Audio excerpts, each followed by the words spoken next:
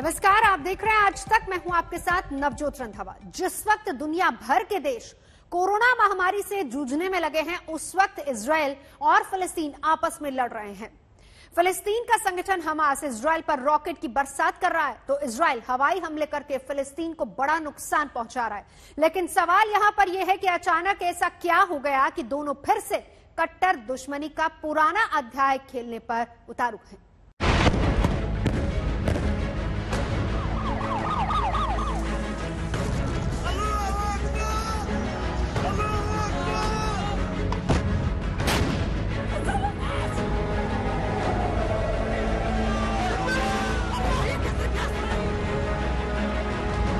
तारीख 12 मई 2021, जगह गाजा।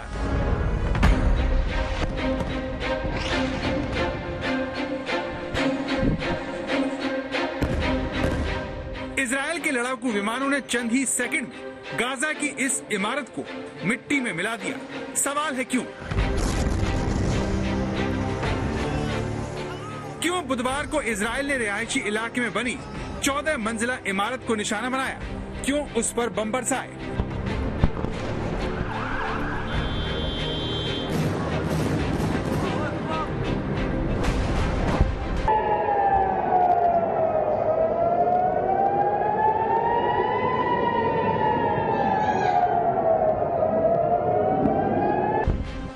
ये देखिए पहले कैसे बारी बारी से इमारत पर बम बरसाए गए और कैसे किश्तों में ये इमारत ध्वस्त हो गई।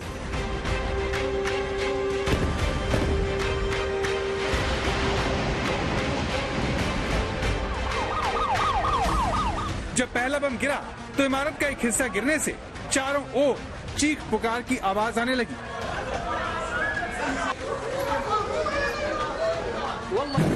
14 सेकंड बाद दूसरा बम गिरा और बिल्डिंग का एक और हिस्सा जमींदोज हो जाता है।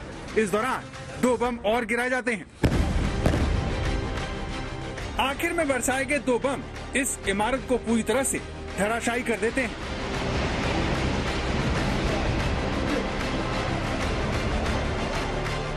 इजराइल ने जिस इमारत को ध्वस्त किया उसमें दुकान, ऑफिस और घर थे जो चारों तरफ से घनी आबादी से घिरा हुआ था। फिर क्यों इजराइल ने ऐसा किया? उसकी एक वजह ये रॉकेट है जो लगातार इजराइल पर दागे जा रहे हैं। पिछले 3 दिन में इजराइल पर 1500 से ज्यादा रॉकेट दागे जा चुके हैं। पहला रॉकेट 10 मई की शाम 6:03 पर दागा गया। तो फिलिस्तीन की तरफ से रॉकेट दागे जा रहे हैं और इजराइल उसका जवाब इस तरह के हवाई हमलों से दे रहा है जिसमें रिहायशी इमारतें आग के गोलों में बदल जाती हैं। ये देखिए कैसे इजरायली फाइटर प्लेन इन बड़ी इमारतों को बर्बाद कर देते हैं, जबकि ऐसा करते ही चिल्लाने की आवाज आने लगती है जो बताती है कि इसका निशाना आम लोग भी हुए होंगे।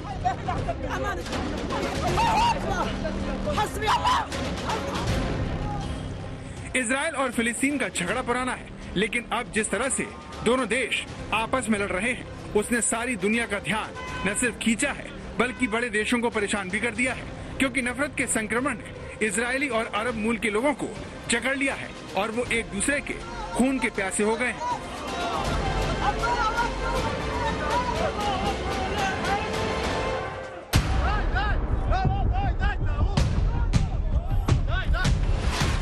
बुधवार को अरब मूल के एक कार ड्राइवर को यहूदियों की भीड़ ने घेर लिया। भागने के लिए कार ड्राइवर ने तेजी से कार को रिवर्स किया, लेकिन पीछे खड़ी कार ने उसका रास्ता रोक लिया। इसके बाद कार के ड्राइवर ने बचने के लिए कार को फिर तेजी से आगे दौड़ाया, लेकिन वो नाकाम रहा। लोग उसे मारने के लिए टूट पड़े। उसे कार से बाहर निकाला और लहूलुहान कर दिया।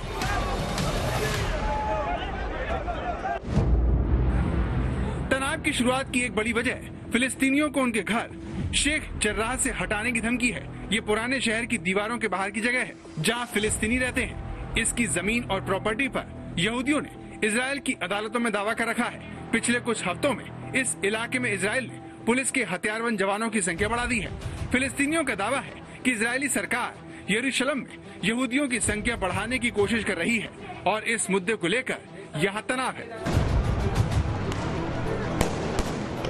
इसके विरोध में यरूशलेम की अल अक्सा मस्जिद में रमजान के आखिरी जुमे पर हिंसक प्रदर्शन हुए।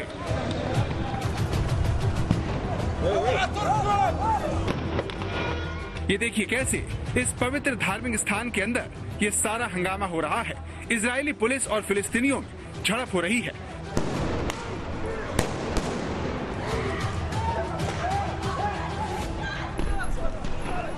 हमास ने इजरायली सेना को तुरंत अल अक्सा मस्जिद से हटने का अल्टीमेटम दे दिया और रॉकेट दागने शुरू कर दिए, जिसने जंग जैसे हालात पैदा कर दिए हैं।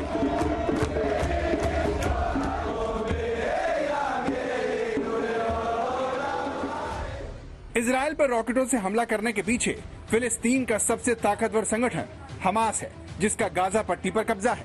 यही इजरायल पर रॉकेट से हमले कर रहा है। लेकिन गाजा पर एक के बाद एक हवाई हमले करके इजरायल ने दिखा दिया कि वो क्या कर सकता है।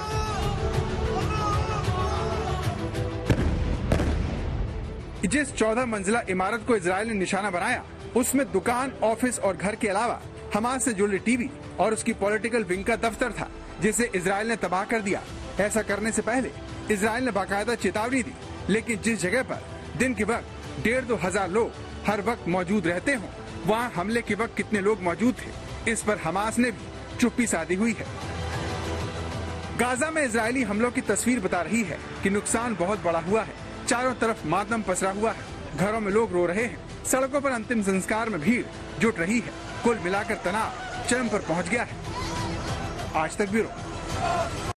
इजरायल और फिलिस्तीन के बीच का विवाद दुनिया के सबसे पुराने विवादों में से एक है, जो बड़े और भयानक युद्ध और सैकड़ों झड़पों के बाद भी अनसुलझा है।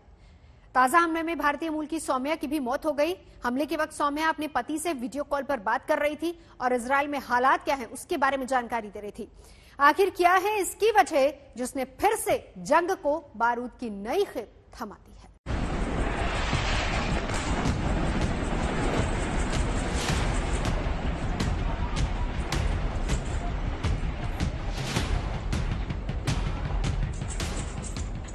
मई 2021 रात का वक्त हमास ने इजरायल पर रॉकेटों की बरसात कर दी। एक के बाद एक रॉकेट इजरायल की तरफ बढ़ने लगे। सायरन की आवाज बजने लगी और देखते ही देखते हवा में ही ये रॉकेट नष्ट हो जाते हैं। इजरायल के आसमान में हमास के ये रॉकेट खोने लगे, मानो इन्हें कोई बीच में खा रहा हो। इजरायल की धरती तक हमास के रॉकेट इसीलिए नहीं पहुंच सके क्योंकि आयरन डोम ने इन्हें बीच में ही रोक लिया।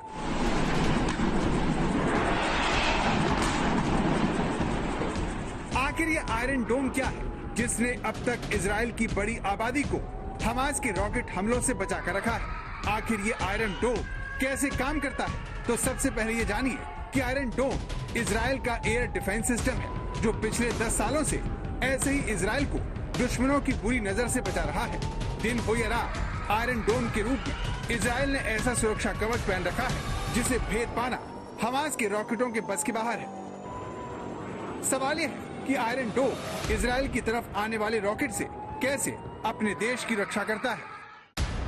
आयरन डोम एयर डिफेंस सिस्टम के 3 हिस्से हैं। पहला हिस्सा रडार है, जो हमास के रॉकेट की गति और दिशा की जानकारी जुटाकर कंट्रोल सेंटर को देता है। कंट्रोल सेंटर आयरन डोम का दूसरा हिस्सा है, जिसमें लगे हाई स्पीड कंप्यूटर रडार से जानकारी मिलते ही ये पता करते हैं कि ये रॉकेट कहां गिरने वाला है। लॉन्चर आयरन डोम का तीसरा हिस्सा होता है, जिसमें कई इंटरसेप्टर मिसाइलें लगी होती हैं, जो इशारा मिलते ही हवा में रॉकेट को खत्म करने निकल जाती हैं और रॉकेट के करीब पहुंचकर ब्लास्ट हो जाती हैं, जिससे रॉकेट आसमान में ही ध्वस्त हो जाता है और सिर्फ उसका मलबा ही जमीन पर गिरता है।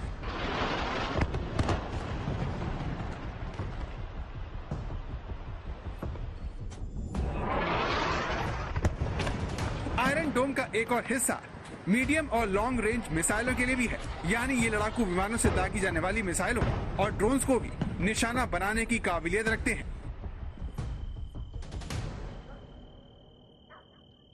इजरायल के लिए तो आयरन डोम गेम चेंजर साबित हुआ है, जिसने हमास जैसे उसके दुश्मनों के हमलों की धार को कुंद कर दिया है, वरना हमास ने इजरायल को अपने रॉकेट हमलों से परेशान कर दिया था। साल 2001 में हमास की तरफ से पहला रॉकेट दागा गया था, जिससे होने वाले नुकसान से उत्साहित होकर इजरायल पर रॉकेटों की आगे बरसात होने लगी। साल 2006 तक आते आते तेल अवीव और यरूशलेम पर हमास के रॉकेट गिरने लगे, जिसने इजराइल को आयरन डोम बनाने को मजबूर कर दिया।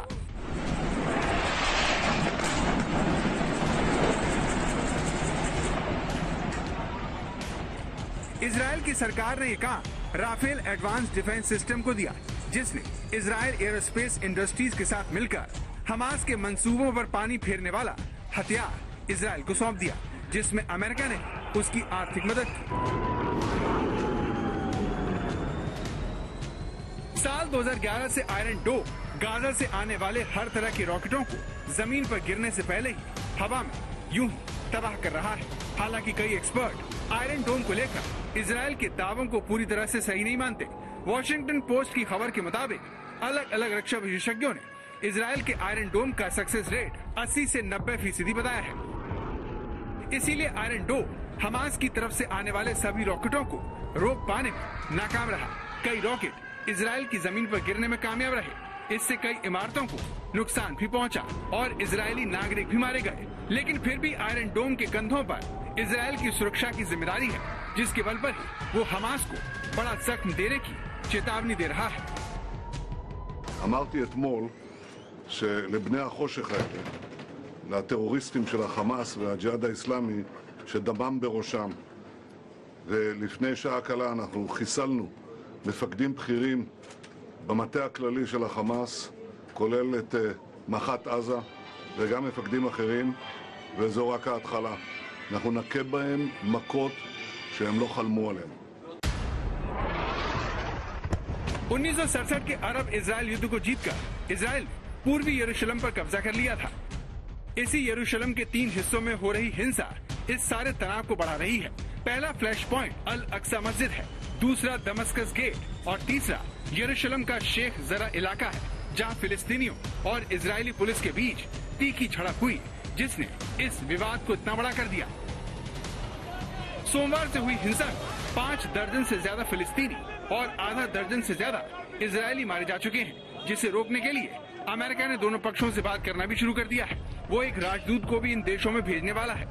यही नहीं, अमेरिकी राष्ट्रपति जो बाइडेन और इजराइल के प्रधानमंत्री बेंजामिन नेतन्याहू ने एक दूसरे से फोन पर भी बातचीत की है। I had a conversation with Bibi Netanyahu not too long ago. I'll be putting out a statement very shortly on that. My expectation and hope is that this will be closing down sooner than later. But Israel has a right to defend itself when you have thousands of rockets flying into your territory.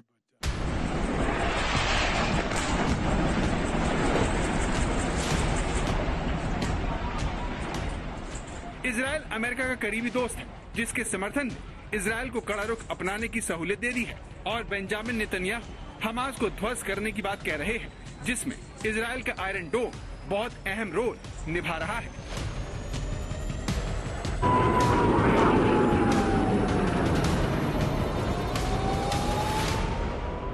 आज तक bureau.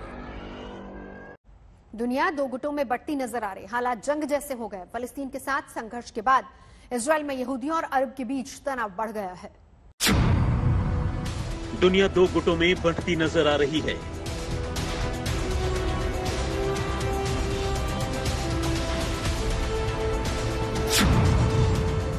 दुनिया के कई देश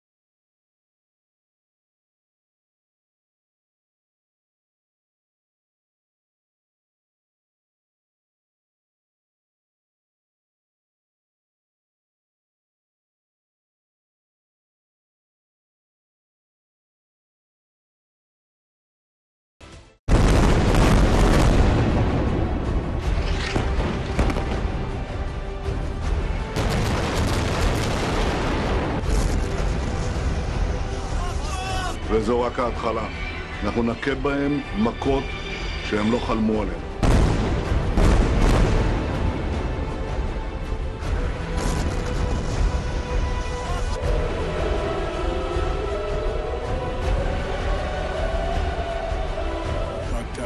Israel has a right to defend itself when you have thousands of rockets flying into your territory.